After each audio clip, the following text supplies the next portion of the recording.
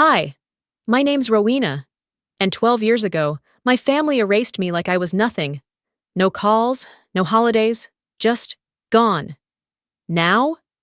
They're throwing a wedding like none of it ever happened. But what if I told you the bride stole my future? The groom once humiliated me in a boardroom, and my own mother forged a DNA test to cut me out of the will? The envelope didn't belong in my mailbox. Cream-colored, thick, expensive stock. My name written in calligraphy I hadn't seen in over a decade. But I'd know that handwriting anywhere. My mother's. Even if her name wasn't at the bottom of the card, her presence seeped through the ink like a warning. Inside, gold trim, embossed letters, 2 names. Callamore Desmond Hale. I stared at it so long the edges curled slightly in my hand. Calla, my sister, if you could still call her that, was getting married at the Grand Solace Hotel. That was Seattle royalty territory. Crystal chandeliers, $500 dinners, a waiting list just to breathe near the ballroom. And someone, somehow, thought I should be there. 12 years. 12 years since anyone in that family had said my name without venom. Or silence. And now, a wedding invitation? No note, no apology, no, we miss you. Just a cold summons wrapped in gold foil. Was it a mistake? Number that script was too deliberate. This wasn't an olive branch. It was a setup. I could feel it. My gut twisted as I flipped the card again and again, like maybe the back would explain why they wanted me there. And then I saw it. Desmond Hale. That name sent a small chill down my spine. I knew him. Not well, but enough. We'd met once, years ago, in a boardroom, when I was trying to pitch funding for my startup. He'd been the CFO of a pharmaceutical giant, one of those smug, polished types who looked through you while pretending to listen. He told me my projections were impressive for someone so early in their journey, which was code for, "You're too young, too female, and I don't take you seriously." Now he was marrying my sister. What were the odds? Except I don't believe in odds. I believe in intention. People like my family don't operate by accident. This wasn't a coincidence. It was bait. Glittery, gold-embossed bait. And they didn't think I'd bite. But they forgot one thing. I'm not the same girl they shoved out the front door, with nothing but a duffel bag and a broken heart. That girl's dead. I tossed the envelope onto the counter and walked to the window. Seattle's skyline blinked back at me through the rain-streaked glass. I could see the outline of the Grand Solace from here. Funny, for years I tried to erase them from my life. Now they wanted me back just long enough to smile for the cameras and whisper behind my back. I felt my chest tighten, but it wasn't fear. It was something colder, something focused. They didn't know who I'd become. They didn't know that I'd built something from the nothing they left me with. That I had a husband who believed in me when no one else would. That I wasn't just surviving anymore. I was winning. I opened my closet, reached for a sleek black dress I'd been saving for something that mattered. I ran my fingers over the fabric, clean lines, powerful silhouette. It wasn't bridal, it was war-ready. My phone buzzed, a text from Jareth. "You okay?" I stared at the screen for a second, then typed back, "I'm going to the wedding." Pause. "You sure?" he replied. I didn't hesitate. It's time. This wasn't about closure. It wasn't even about revenge.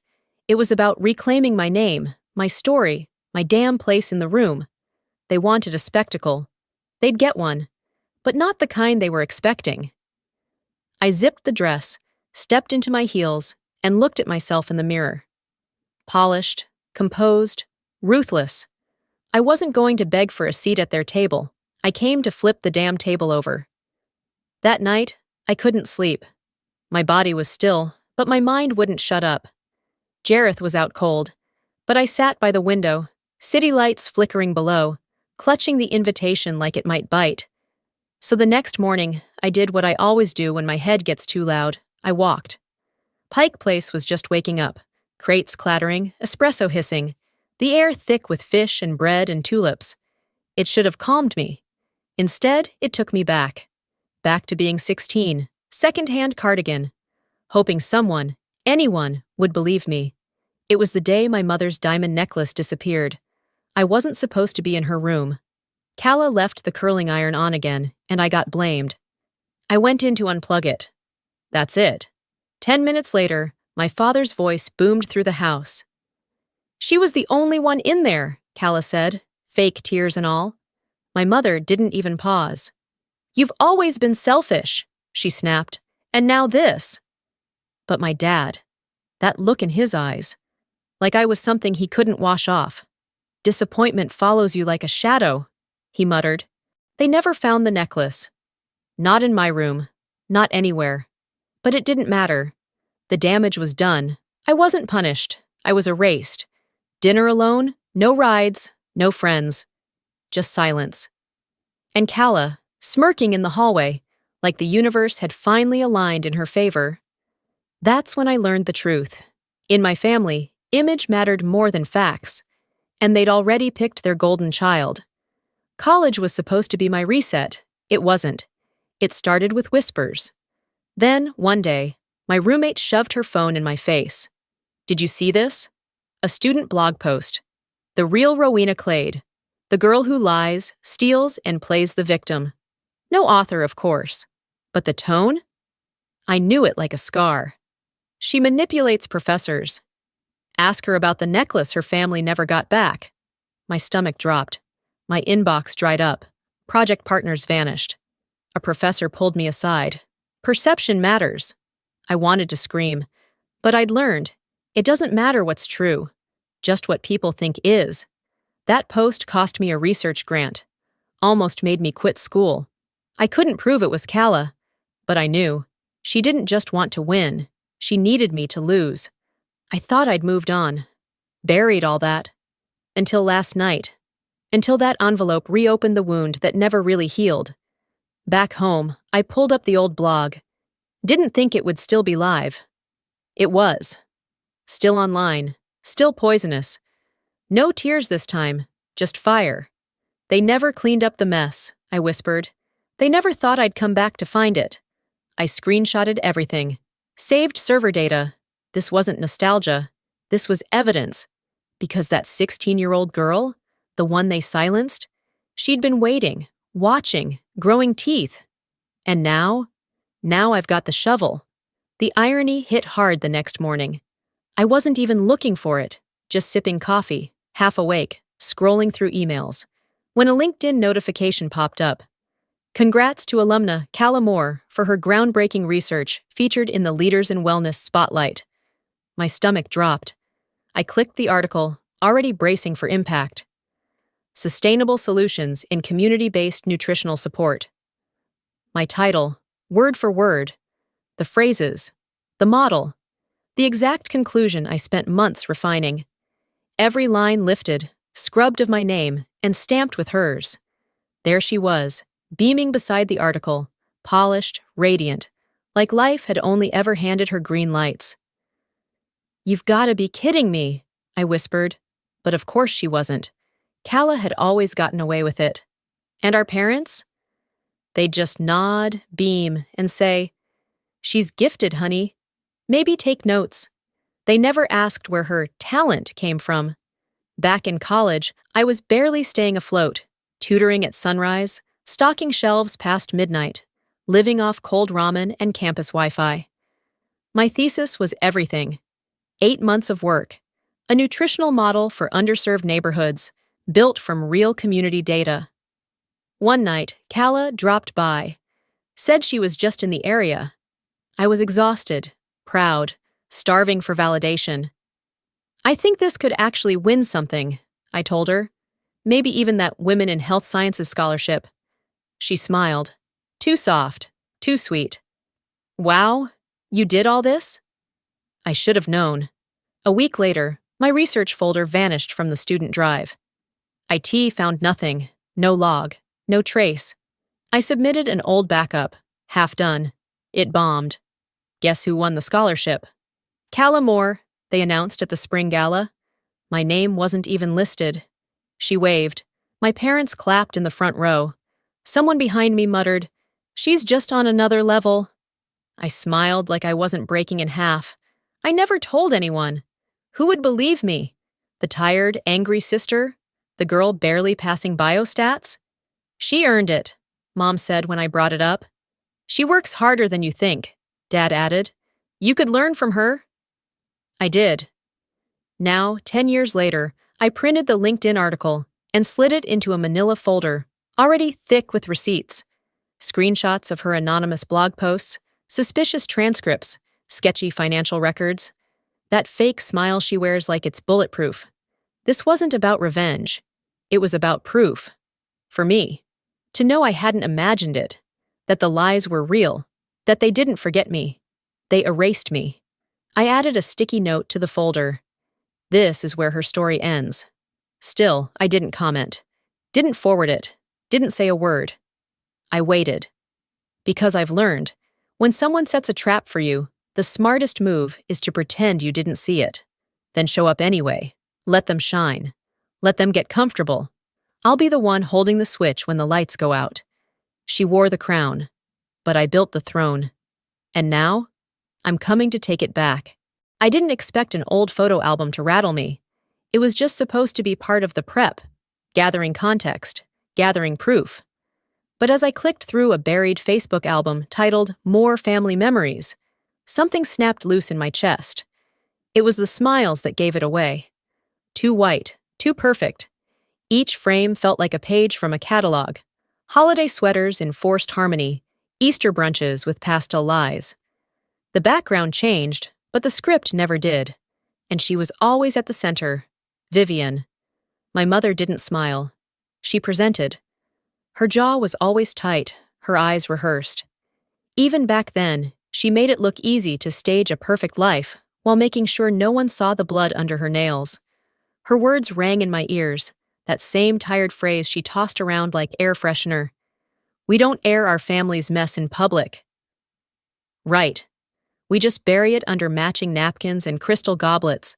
I used to think she just didn't love me. But now I see it clearer than ever. She didn't hate me. She managed me. Like a campaign manages its scandals.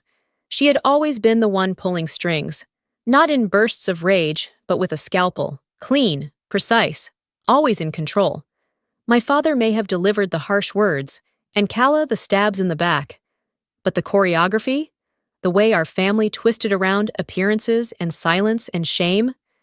That was all Vivian, and I had danced to her tune for far too long. One memory in particular wouldn't let go. I was 14. We were at a gala for the hospital foundation. I'd practiced my little speech for weeks.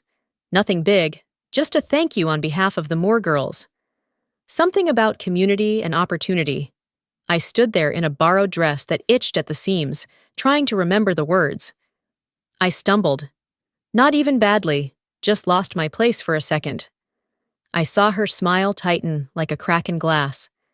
After I walked off stage, she grabbed my arm. Hard. Do you have any idea how humiliating that was? She hissed through clenched teeth. My fingers went numb from her grip, but her face never changed for the cameras. When we got home, she didn't yell. She cut. You made us look careless. If you can't perform, you shouldn't volunteer. Kala would have never embarrassed me like that. That was the night I stopped performing for her. But some part of me kept hoping she'd notice me anyway.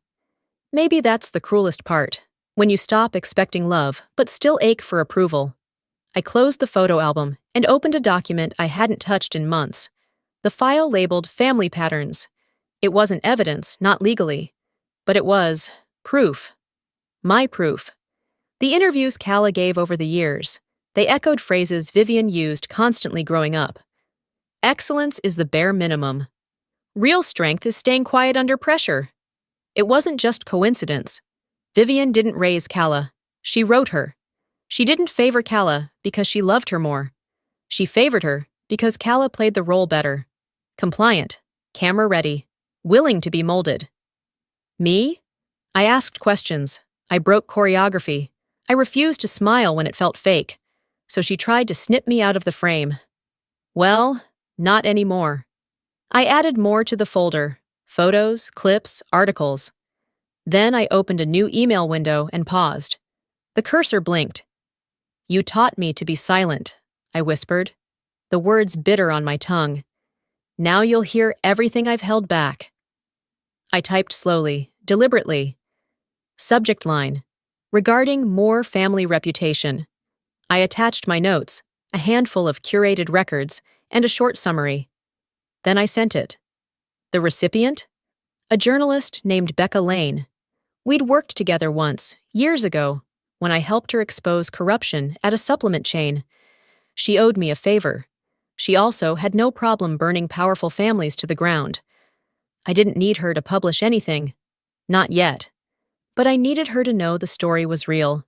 Because if my mother taught me anything, it was how to keep your face still while everything behind it burns. But she forgot one thing. I learned how to weaponize silence. She taught me how to smile through pain, but forgot I learned how to weaponize silence. I thought I'd unearthed every secret there was to find.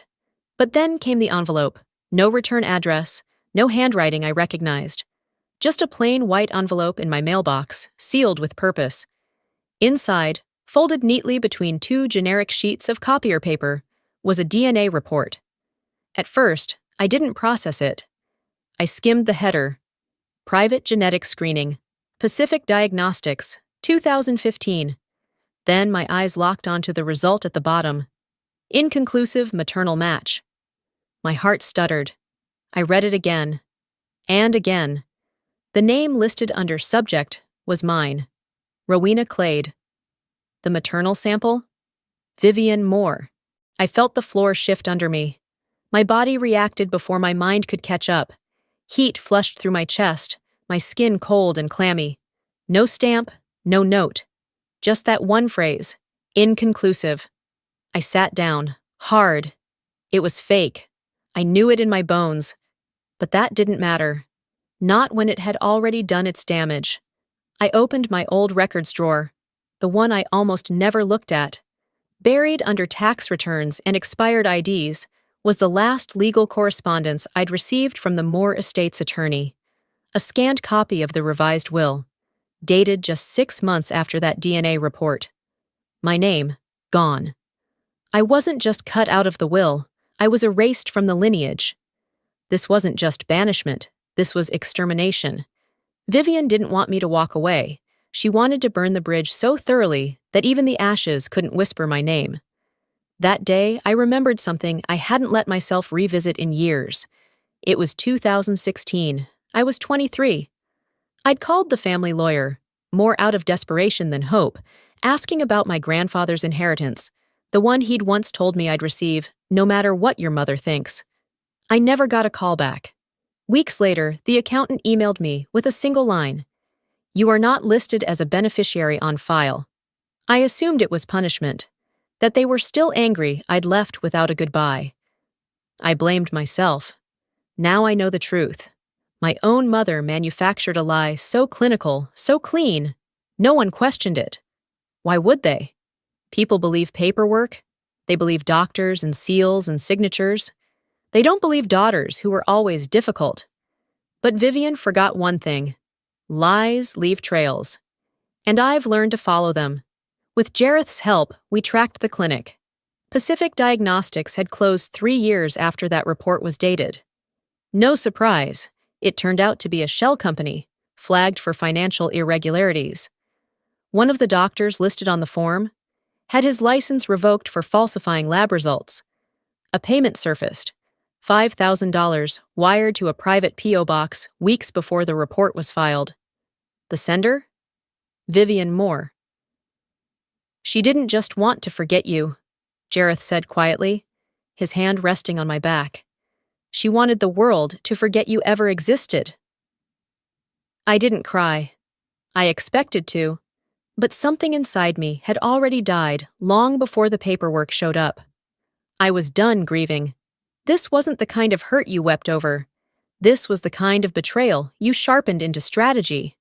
That night, I sat at my desk, pulled out my laptop, and began drafting a message.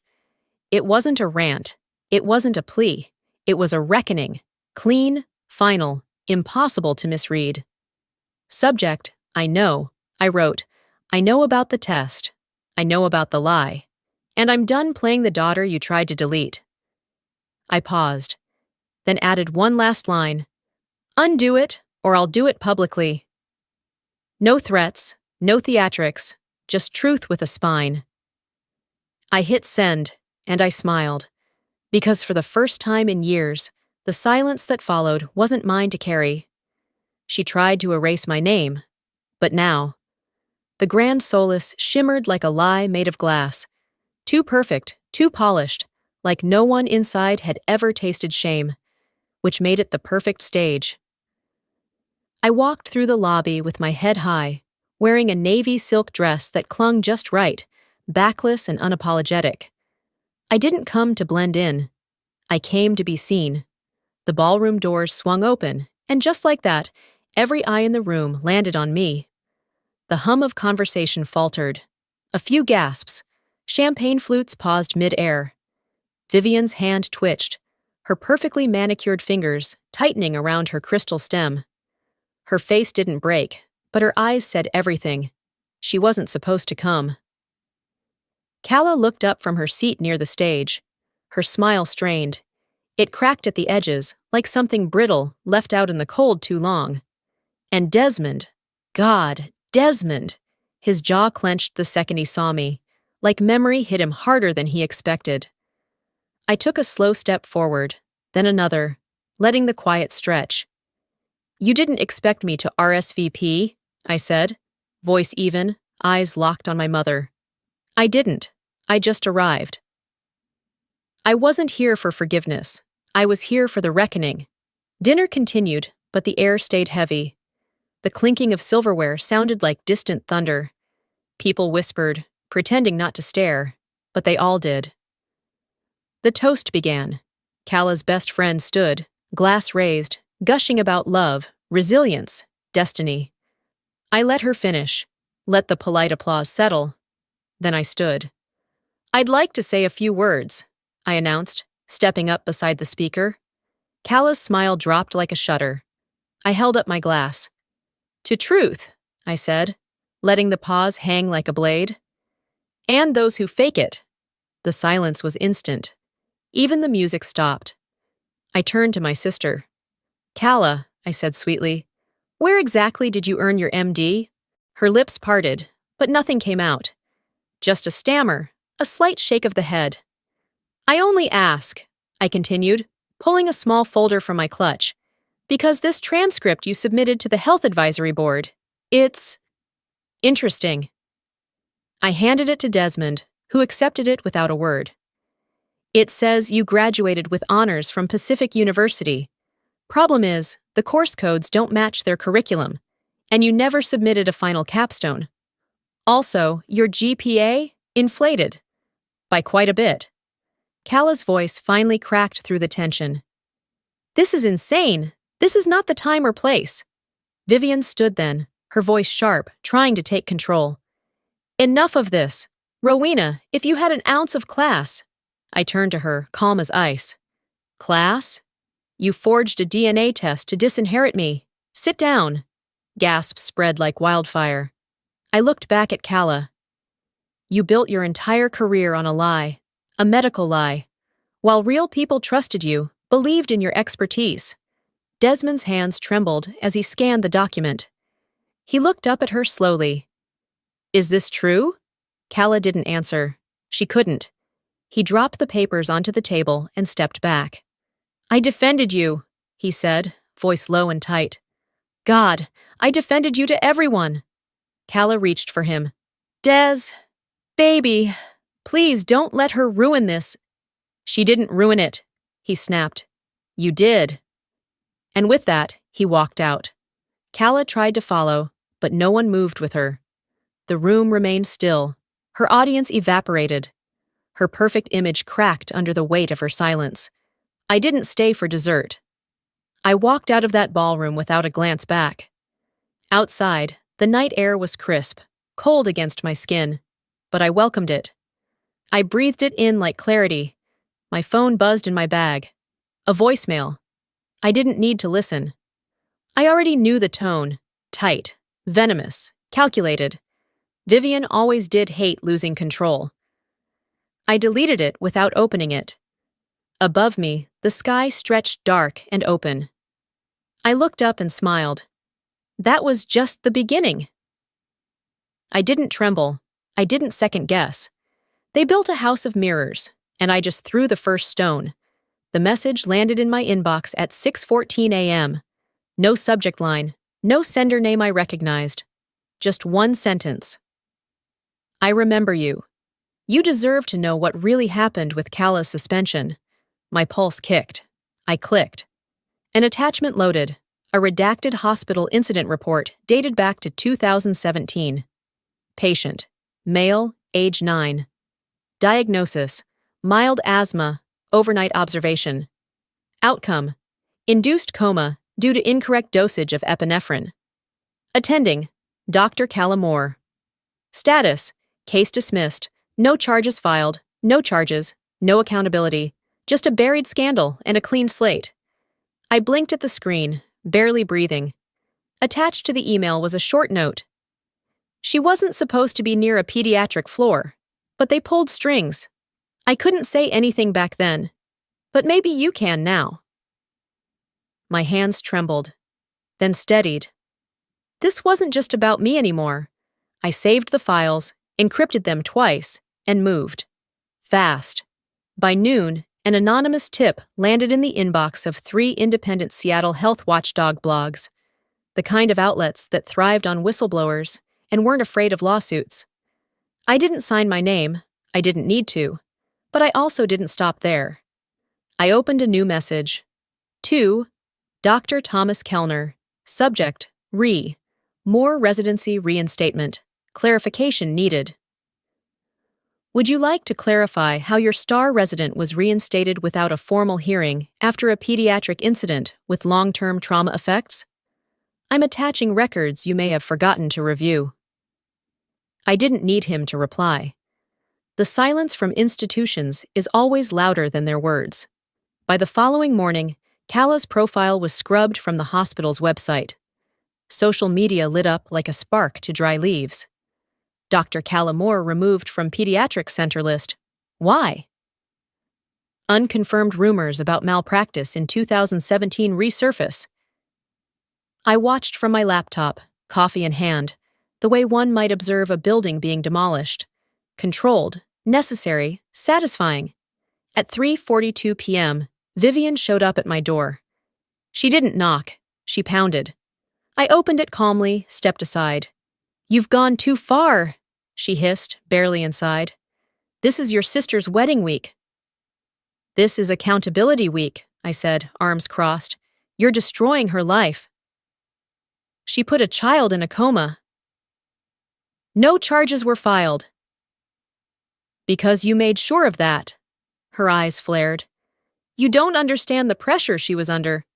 No, you don't get to twist this into some sad little pity story. You protected her lies and buried a family's pain just to keep your name clean. Her hand trembled as she pointed at me. You always wanted to be the martyr. But this? This is disgusting. And what do you call what you did to me? I asked, voice steady. You faked a DNA test. You let them believe I didn't belong in my own family. You made me invisible. And now you're mad I finally made myself seen. She stared at me, breathing heavy, fury pouring off her in waves. Behind her in the hallway, I noticed Gregory. Quiet. Still. For once, not defending, not posturing, just absorbing. His silence said more than his words ever could. You think this makes you powerful? Vivian snapped. You think being vindictive makes you righteous? No, I said, walking to the door and opening it wide. But telling the truth makes me free. She didn't move. I won't be quiet again, I added. So unless you came here to confess something, you can leave. For a long moment, she stood there. And then, without a word, she walked out. I closed the door behind her, turned, and exhaled. I called the number from the email. The nurse, her name was Teresa, picked up after 3 rings. I wanted to say thank you, I said. There was a pause. Then her voice, soft but firm. Someone had to speak up. I just didn't expect it would be the sister. Neither did they, I replied. This wasn't revenge. This was justice they thought would never come, and it's only just arrived. The file landed on my desk like a quiet detonation. It wasn't printed on heavy stock paper or stamped in red. It was simple, clean. Legal audit results compiled by Jareth's firm. Neatly organized, with tabs and dates. No dramatics, just devastating facts. Wire transfers from the Moore Family Clinic. Reimbursements, medical equipment purchases, charitable donations. Every last one tagged under my name. Payee, Rowena Clade. There were IRS filings in years I hadn't earned a dime. Returns I never submitted. Refunds I never saw. The first transaction dated back to when I was 19, living on energy bars and sharing a studio apartment with 2 roommates and a mold problem. I didn't have a credit card, let alone a reason for a $42,000 medical consulting fee. They used me as a shield while I was eating ramen in a shared basement, I muttered, voice dry. Jareth stood behind me, arms crossed. They tied your identity to at least 4 shell accounts. If this hadn't been flagged in a forensic sweep, the IRS would have come for you next year. I couldn't speak.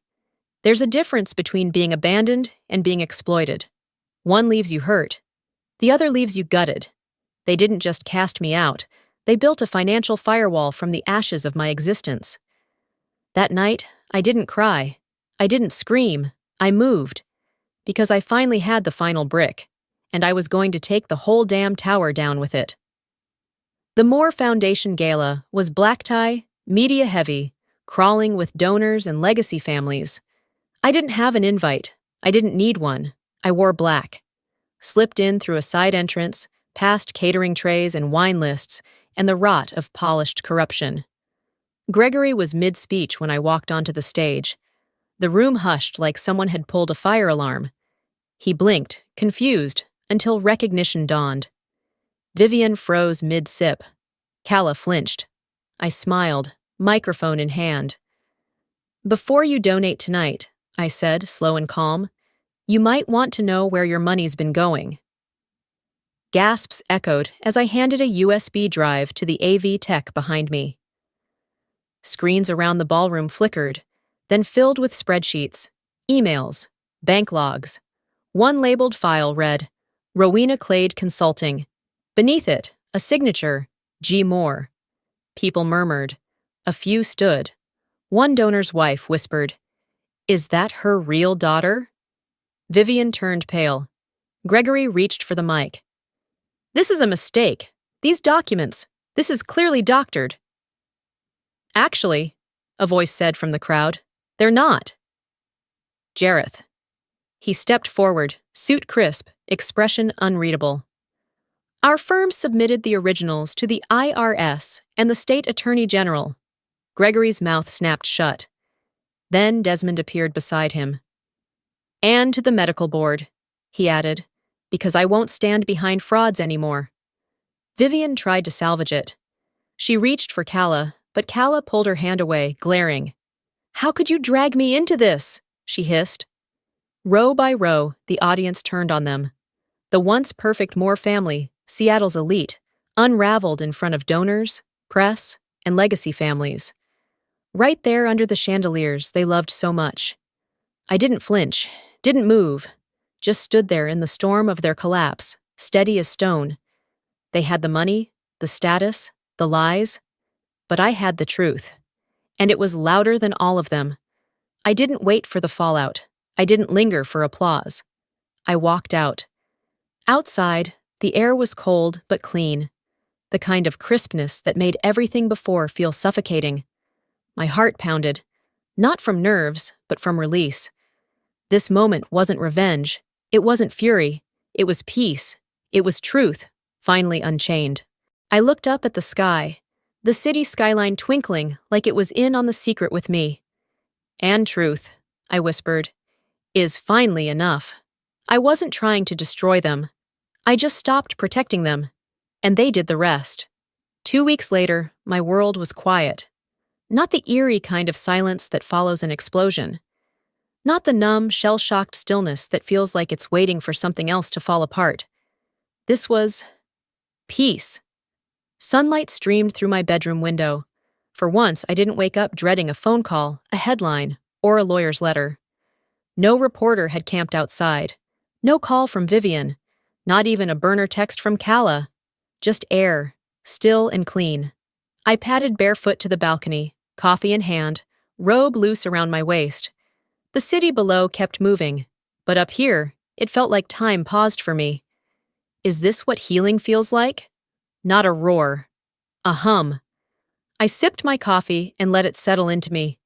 The old Rowena would have second-guessed it. Waited for the other shoe. Searched the sky for signs of smoke.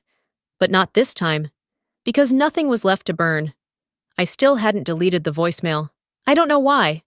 Her voice crackled slightly. Too tight. Too furious. You've humiliated us. You'll regret this.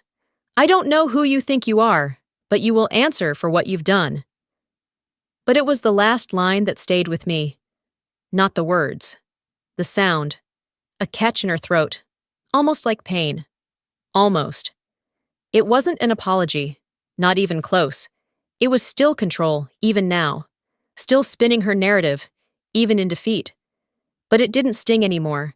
Calla never called. Not a single text, not even a fake, "Are you happy now?" voicemail. I didn't expect her to. Desmond, though, surprised me. He sent one message.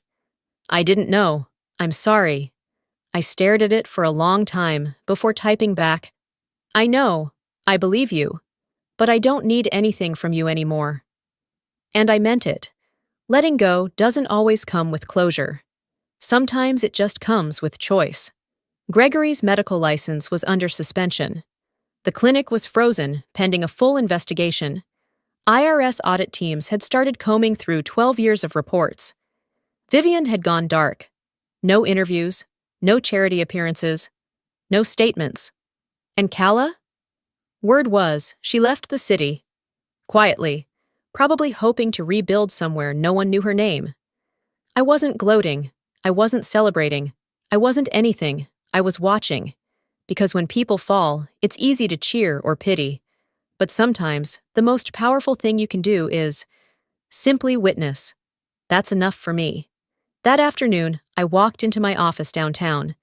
My staff, my people, smiled, greeted me with warmth, respect, no fear, no gossip, just community.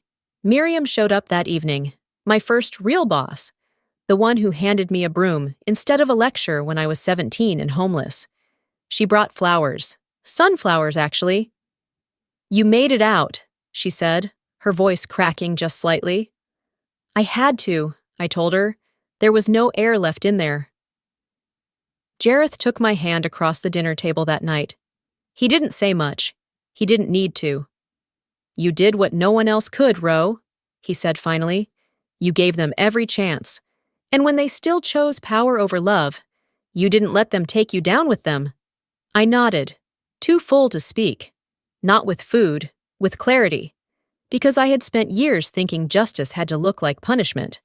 But maybe it looks like release. And maybe freedom doesn't always come with forgiveness, but it comes. And when it does, it feels like standing barefoot in sunlight, with no one else deciding your story for you. They may never say sorry, but I no longer need to hear it. I am free. And maybe that's what healing really looks like. Not fireworks, not dramatic finales. Just waking up and realizing you're no longer fighting to be seen, heard, or loved by people who only ever wanted to shape you into something they could control. If my story touched something in you, if you've ever been silenced, cast aside, or made to feel like your worth depended on someone else's approval, I want you to hear this. You don't owe anyone your silence. You don't have to keep carrying the weight they dropped on you. You don't have to protect those who never protected you. You are allowed to speak up, to step away, to rebuild.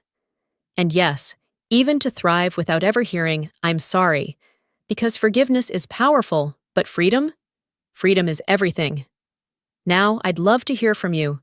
Have you ever been in a situation where walking away was the bravest thing you did? Or maybe you're still holding on. What's stopping you from letting go? Drop a comment below. Tell me where you're watching from. If this story hit home for you, type 1 in the comments so I know it reached the right hearts. If it didn't resonate, I'd still love to hear why and where you're tuning in from. Your voice matters, your story matters. And you're not alone. If you want more stories like this, real, raw, and rooted in truth, make sure to subscribe to the channel, hit the bell icon, and share this with someone who needs to hear it. Because sometimes, all it takes is one story to remind us we still get to write our own. Let me know if you'd like this turned into a narration script or animated scene voiceover.